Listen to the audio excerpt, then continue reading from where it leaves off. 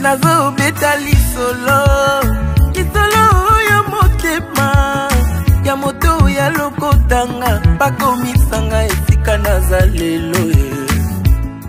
Amis téléspectateurs, merci pour votre fidélité que vous nous donnez et surtout que vous avez l'habitude de partout où vous êtes. Nous vous disons merci pour votre fidélité et surtout l'attention que vous accordez à notre chaîne qui est Ofwanel Télévision. Nous nous en mettons à partir de Kikwit dans le Grand Bandundu comme l'unique chaîne d'investigation dans notre province, dans le Grand Bandundu, en général particulièrement du Kwilu, là où nous sommes ici à Kikwit. Merci pour votre fidélité, merci parce que vous nous suivez de très loin. Cette émission d'aujourd'hui, nous allons l'ouvrir avec 4 points. Point Liboso, Tokobeta Masolo et Pont Kwilu.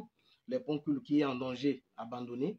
Parce que vous allez comprendre que tant que vous allez mouquer, vous allez comprendre que mais très dangereux. Et je crois que les autorités vont prendre conscience pour Bayako Talamakambo. Nous allons parler ça. Nous allons parler de cela à travers cette émission. À travers aussi cette émission, nous allons parler Nalikamora Mutuya. Là, nous allons parler de l'aspect mutuel de soutien et d'entraide sociale. Donc, vous allez baser Nakatanga par le biais du maître Ange Tabala.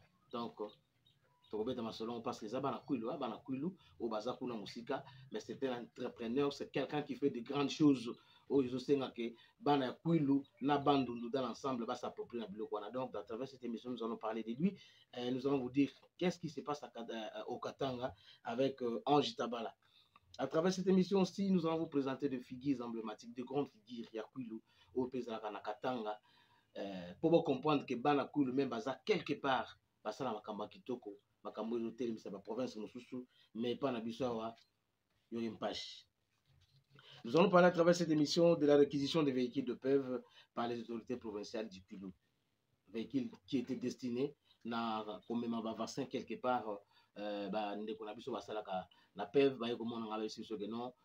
vraiment, les grands journalistes, tout le monde a acquisition Mutuka. Ceux qui ont besoin de Mutuka, ils ont service mais net ya biso boye Mutuka est un programme qui nous coûte un vaccin, mais bazu biso Mutuka. Et là, nous allons parler de cela. Et puis, dans cette émission, peut-être que le locuta moko etambo na kata ba réseaux sociaux, bande ko na biso mingi ba pandisa ngo balobi était délégation il y a chef de l'État atilaki il y a ba ministre na bandundu selon bango balobi délégation wana ba détourner mbongo na biloko ba keneki na ngo na bandundu. Toko manuel lokuta na pardon, je voulais dire parce que ceux qui ba information ils allaient malamuté, tous allez ko bima libanda ya éthique na déontologie en musala tozo salela. Avant de parler quelque chose, nous causons la preuve pour l'obélango pe la population publique bayokayo, ba téléspectateurs balandayo, ba ope batanga na kokoma batanga yo. Parce que je voulais vous dire que délégation mobimba obozo mona moko moko wana même mingi ya biloko ezana même mbongo bayaki nango yo sala ba elodi. Donc to lobela likamango parce que bandeko na biso bapandisa ngalobi ba kei ko luka le chef de la délégation. Donc, qui est Excellence Didier Mazenga Mokanzo, l'homme de Kissa Lantoila, pour Yimtazaki, chef de mission, pour Aloba. Semble-t-il, selon lui, après ça, il va microter. Mais, tous allez là-bas interview, son Excellence Didier Mazenga Mokanzo, après ça, qui n'a biso bas journaliste.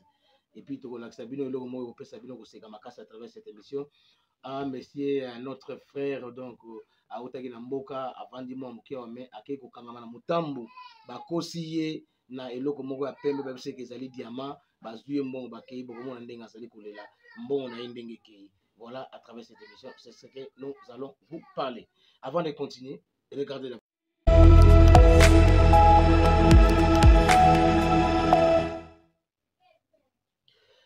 likambo ya Pont Kwilu oyo ezali mbala liboso na lobango te parce que na loba limba. Vous savez que ces ponts ezali ko relier Kinshasa, ezo relier Kinshasa na Grand Bandundu. Ils ont relié Kinshasa dans les Grands Kassai, voire même Tina Katanga. Alors, ce pont-là est en charge, il y a le gouvernement central. Ce pont est en charge, il y a Foner. Ce n'est pas la ville de Kikwit, ce n'est pas seulement la province du Kwilu. Pour nous avoir charge à Makamba pont au Bozomonawana. Bota la niveau ya pont wana ekomi.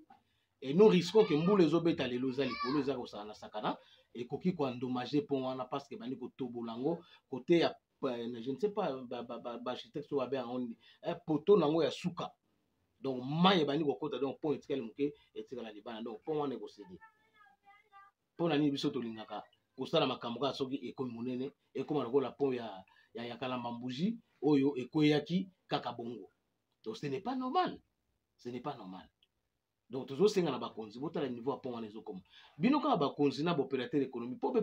Pardon, je voulais dire, opérateur économique mingo tozana bango na kati ya mboko. Ce sont des généraux baza ibele.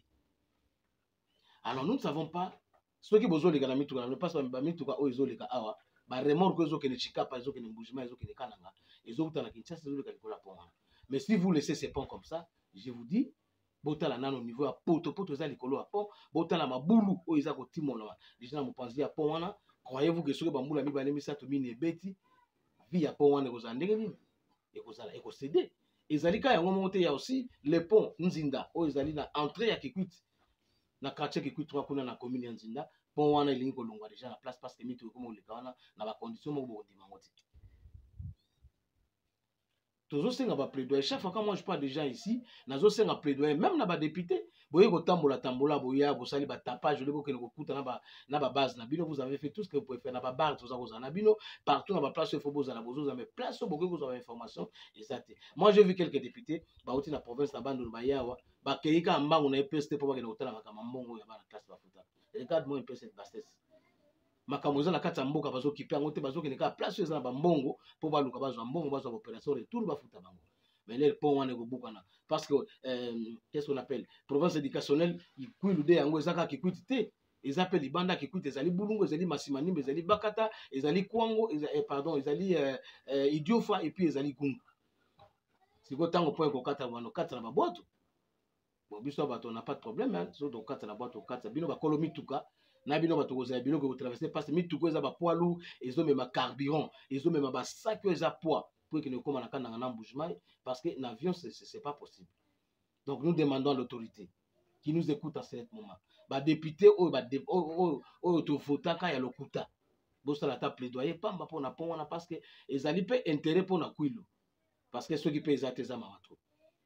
Regardez un peu ces ponts d'enge comme ça sur qui côté. C'est comme ça que nous vous demandons bateau bazola na biso mbela na biso comme pa na bino pour que makamno se tambola malamu et ko sala biso malamu ma mingi.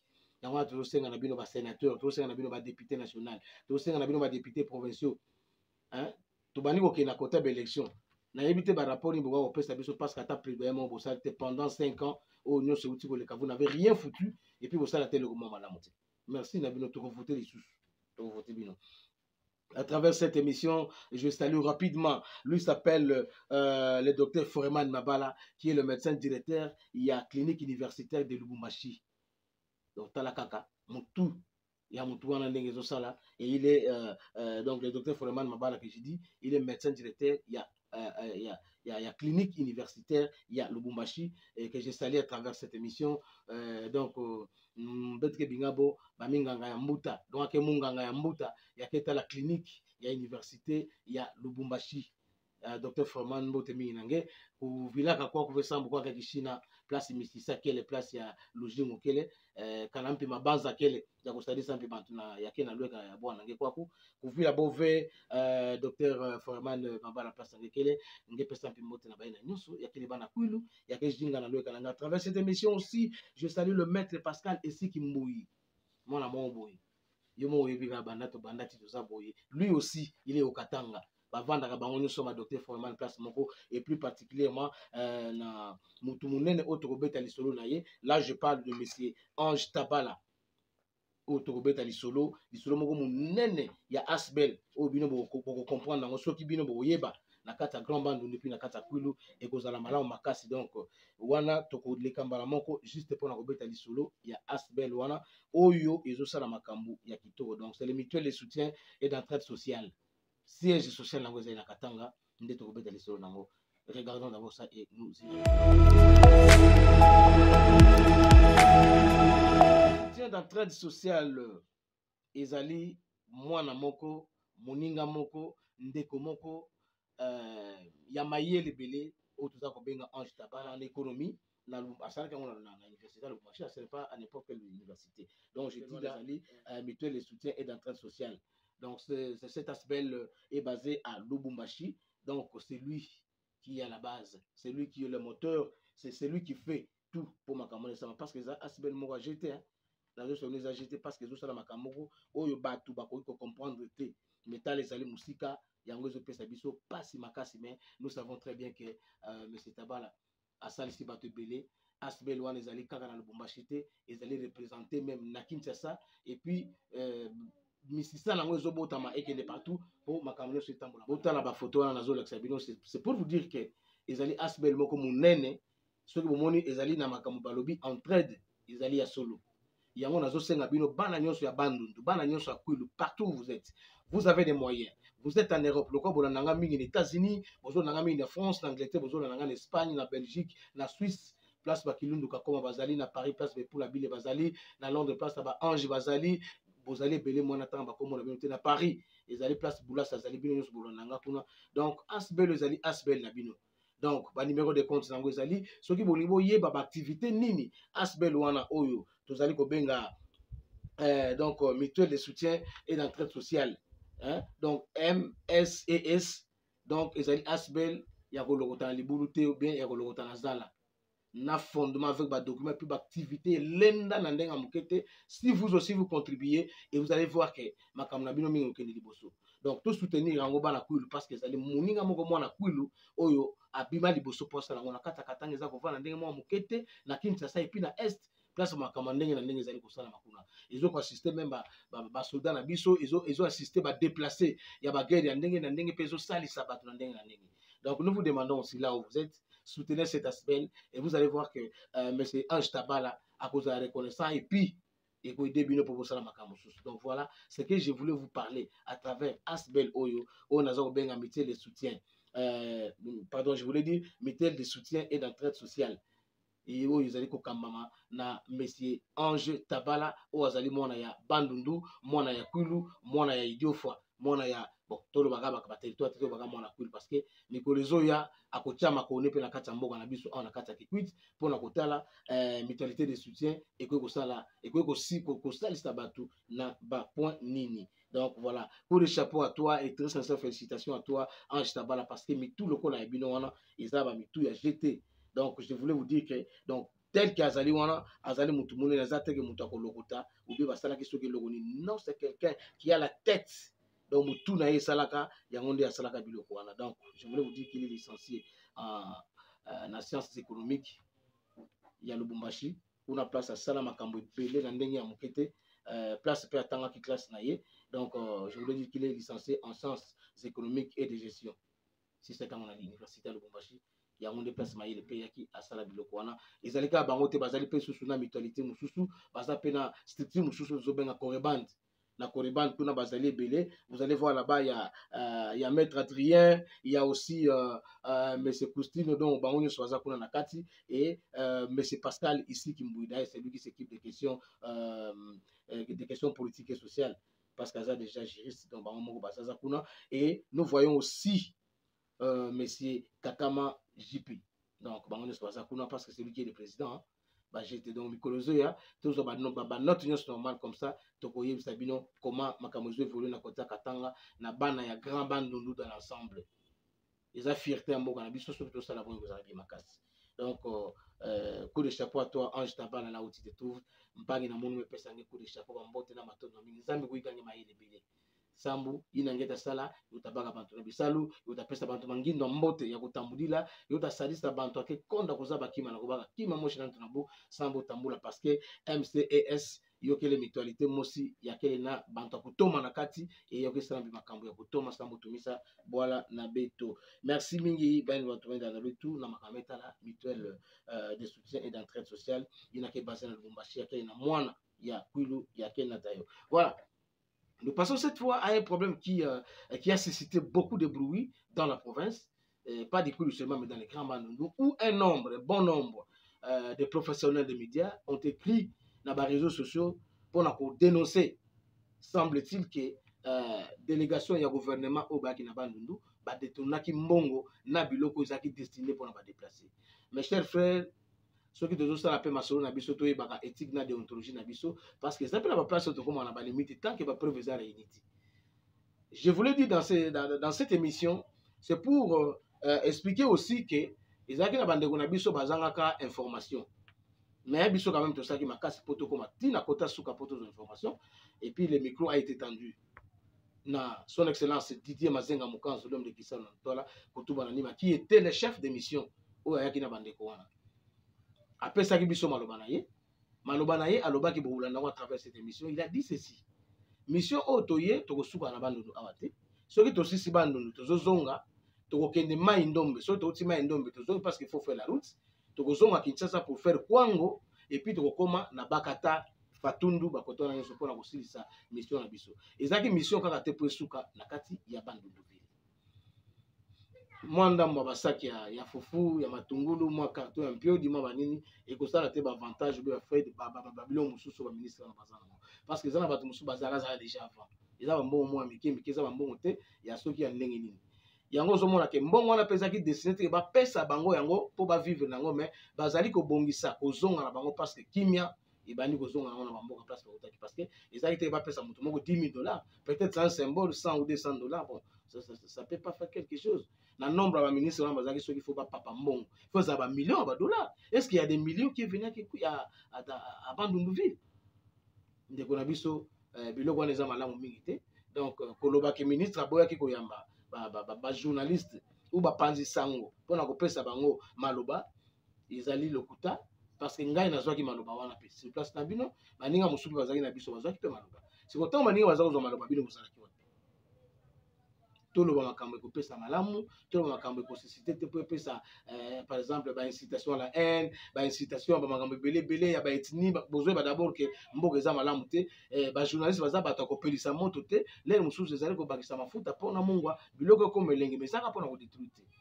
cette délégation là eza bato o balenda bato bien bato basala masolo donc avec 10 000 15 20 000 dollars sur la tienne on approche pas ça na moni peut-être dans mon sous na garantie na monter donc je voulais vous expliquer que bon en interview on a boyoka programme son excellence Didier Mazenga Mukanzo l'homme de Kisano Ntola Kotuba Nanima qui était le chef de mission de cette délégation après ça qui na ba journaliste il l'a fait et à Bandundu et à Kinshasa. Suivez d'abord ça et on revient. Nous voudrions ici vous informer que son excellence Félix Antoine Tshisekedi Tshilombo, président de la République, chef de l'État, a donné des instructions claires à son gouvernement, notamment au Premier ministre, chef du gouvernement, Jean-Michel Sama-Lukonde Kyenge, pour que nous puissions venir ici à Bandundu, assister nos frères et sœurs sinistrés de la guerre d'agression de Kwamutu. La mission consistait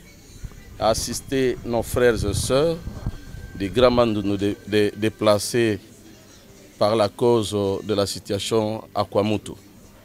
Et nous voudrions ici rappeler que la mission que nous avions commencée à Bandundu-Ville, après Bandundu, nous sommes rentrés ici parce que nous allons prendre la route. La route notamment dans la province de Mai-Ndombe, dans la province du Kwangu, et compléter une partie du Kwilu, notamment dans le territoire de Bakata, là où il y a assez de déplacés et d'autres sont dans des hôpitaux. Biloko ya kolia ezali ebele etuni na dépôt. Awa tomemika kamwa échantillon muke poboye bayango yo tokopesa gouverneur akotikala kokabole yango. La grandeur de ce geste n'a pas laissé certains bénéficiaires indifférents.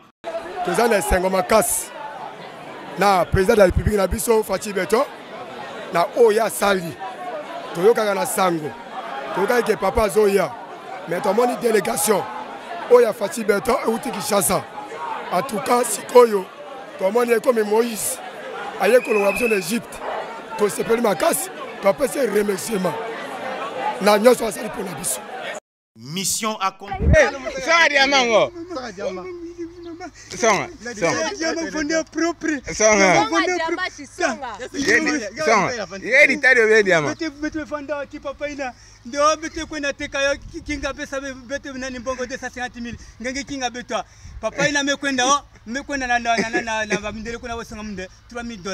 $1000 na papa ina mwana na metute. Oh papa si c'est comme ça. Yo pesa na biloko wana na yo zawana 250 000 na wana biloko yo sasa na ngwana telefone.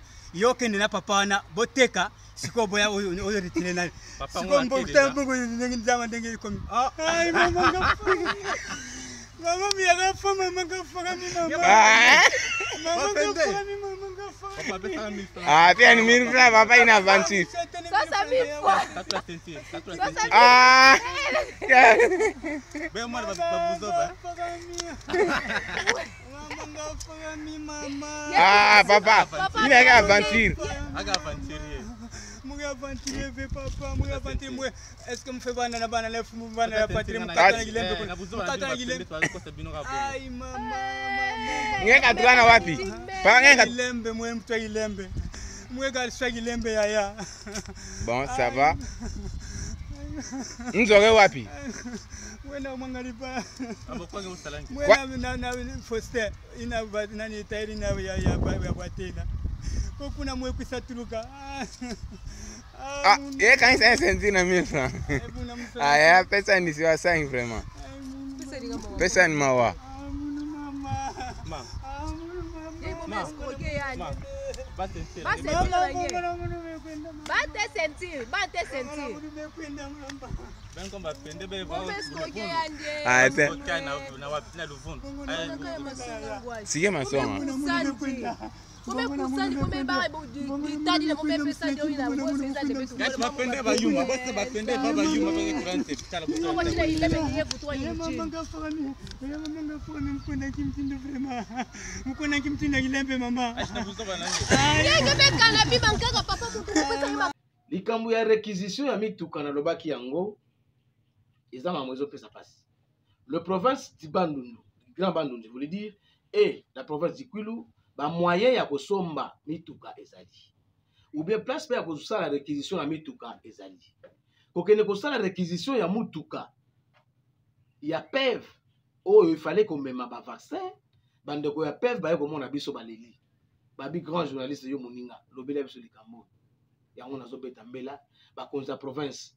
Botala ka mituka kosala réquisition te ya ko réquisitionner te bandeko. Camion ke ko bigisa vaccin mangwele ya kutobula bana. Ngenge baga yo samo ko bigisa quelque part. Mais la province a des véhicules. Bagata ya la police, bagata ya FARDC. Ben bagata ya ba commerçant, louer yo c'est pas un problème.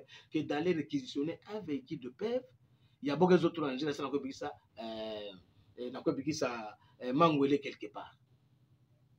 Nkintimaina. On ne dit pas que Kalangeke mfumu na kati ya kisalo lange ou bien que le gouverneur ou bien que le président de l'assemblée ou bien que le maire de la ville ou bien que le ministre alenge katuwa kuna nange ça la réquisition ba camion en qui service ya santé et puis na PEV camion qui kwenda na kunata mangwele vaccin. Ce véhicule a été réquisitionné par l'autorité provinciale. Ce n'est pas du tout normal. Donc tout cela makambo toyebaka. Parce que biloko wana un jour comme na ba révolte et ça la bente. La province a ça ba moyen. La province so boke quand même na EPST pamba, botali ba recette oyo province ezwaka. Ikoko ça ba masomba mituka. So ki toke na masamuna, seka fufu futaka, seka masango futaka, ya makale futaka, bidon ya chembre futaka. Sosonta bangulu elikana mituka na. Combien de morts elikaka par jour na masamuna? Et les sacs vous savez ça coûte combien? Et koko soma mutuka moko tani bale. Ce qui est dans la province, vignette toteki, ba permis de conduire, qu'est-ce qu'on appelle ça, vignette na carte rouge, était kami awa, na ba plaque, toujours na compte à province. Ba irel, so que na ville banda koyo, ba commerçant bazo foutre là tout le temps, c'est toujours en charge de la province. Mais ça peut aider aussi la province pour basomba mituka, au lieu na okene ko réquisitionner mituka ya batu, na ba course obino bozo kino sala bino na province. Non, ce n'est pas normal ça. Bampangi na me bokuta mingi et puis que camion mango ile même no mesa mo moteve prochainement peut que tout bakima sa banda ke wabetu bolanda yo mbote sambo ki to mive. Voilà. Matondo mingi na beno matwela na betu, merci mpisa muna luzola mbote beno ke sala sana bolanda betu, mais tete muta vutu kana beno bantu sakela na betu ntama kwa beno kele beno vana banda. Beno sa beno kota na kata ba asbeli na ke o ezotombola nkita ya mboka. Mingi lokola asbelo na otiko tangela bino awa oyo mwana mboka o tozobenga Ange Tabala azokamba yango ezali malamu mingi koleka ezali malamu mingi parce que soki tokoti biso nyonso na kati ya asbelo wana et que ça la biso malamu parce que yemoko mwana ya bandundu azakuna ezana Kinshasa ezana est ba côté kuna bitumba ezali et puis kala mingi te si ba mois de décembre to comme en janvier je crois que Ange Tabala serait qui quitte pour voir comment bazo sala et du côté du Coreband il représente déjà automatiquement c'est lui qui est le numéro 1 pour les comptes du Kouilou na Coreband place à Azana Katanga kuna. Merci à toi Ange Tabala et toutes de bonnes choses à vous Dr Foreman Mabala le médecin directeur de la clinique clinique universitaire à Lubumbashi na me mabino na motema parce que bino boza bana ma donc bande ko namso ba ka mwana mama donc bino boza bana mama merci pour merci de tout cœur na onyo sa malamu ça na Katanga. Merci beaucoup et puis topesi so merci mingi na ba député na ba sénateur nous so sala misala malamu tout le monde va sala misala malamu za te bo bazo contre ba boîte ko baye ko sa ba venture na bato. Donc on a j'ai cité l'honorable sénatrice sur la Kamitatu auti susu kuna place autaki na ba vacances parlementaires awa susu atiki musala ake kotika subile musu kuna pona construction ya centre de santé parce que côté wana kuna yazali makamba santé zo pesa passe mingi. À travers cette émission je dis merci à toi Jimmy Pika na Béakaye le leader d'opinion na PC Motebele parce que talaka ndenge bozali. Merci à vous et surtout à toi maître Pascal ici Kimboui total na to sala auto sala peut makambo tambola malamu. Voilà mon émission d'aujourd'hui. Peu de points et tout ce que nous pouvons dire c'est ça. Merci, portez-vous bien et soutenez-moi. Bossali Sangai, prochaine Keneli Bosso, Bozo Kamama Makelele, là sur ça l'émission tantôt Moutayaki Koleka, donc on a zone ngana réformer studio parce que tout a été confisqué. Tant on va bêta kanga na butu, ba poto la kabilo konyo sozaki nango. Là je me demande parce que j'ai besoin d'informer mes frères et sœurs, il y a grand bande no bazali bana mboka. Je le fais avec un petit téléphone, avec un micro qui n'est pas compatible, tout ça. Donc voilà un peu ce que je voulais vous dire. Aujourd'hui, portez-vous bien et on va se revoir la semaine.